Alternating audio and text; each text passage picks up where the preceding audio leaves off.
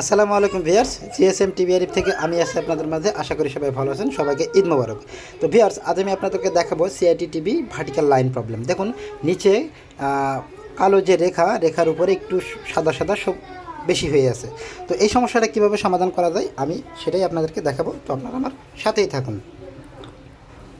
তো এই সমস্যাটা সমাধান করার জন্য আমরা সর্বপ্রথম ভোল্টেজটাকে মেজারমেন্ট করে নিব যে আমাদের ভোল্টেজগুলো পারফেক্ট আছে কিনা।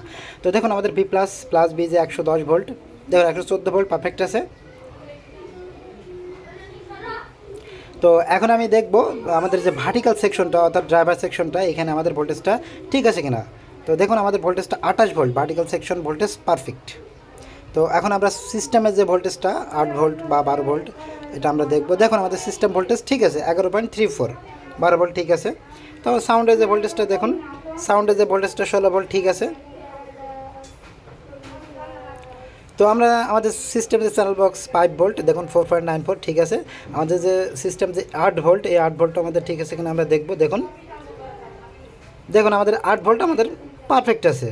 তো এভরি ভোল্টেজ ইজ ওকে।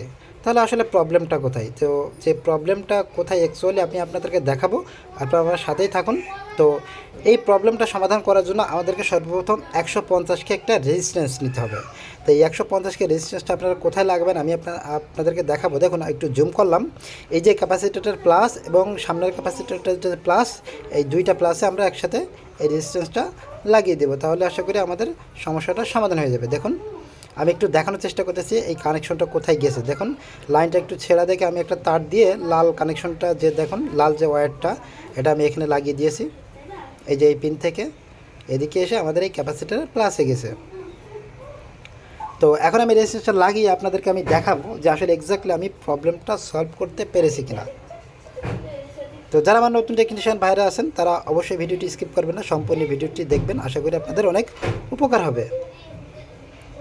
তো আমি এখন রেজিস্ট্যান্সটা নিচ্ছি। তো স্ক্রিনে আমি আপনাদেরকে দেখানোর চেষ্টা করবো যে আমার প্রবলেমটা লাইভ সমাধান হয় কিনা। তো দেখুন আমি এই ক্যাপাসিটার প্লাসে লাগালাম। এখন আমি সামনের যে ক্যাপাসিটার প্লাস আমি সেখানে লাগাবো। দেখুন আমি আপনাদেরকে একটু দেখানোর চেষ্টা করি। C456 এবং C454 এই দুইটা ক্যাপাসিটার প্লাসে আমি লাগিয়ে দেব। তো দেখুন আমার সমস্যাটা কিন্তু অলরেডি সমাধান হয়ে গেছে। আমি আবার দেখাচ্ছি। দেখুন পর্দার লাইনের নিচে কিন্তু কালো কালো রেখা হয়ে আছে, আমি লাগানোর সাথে সাথে এটা চলে যাবে। দেখুন এই যে, তো দেখুন আমার সমস্যাটা সমাধান হয়ে গেছে।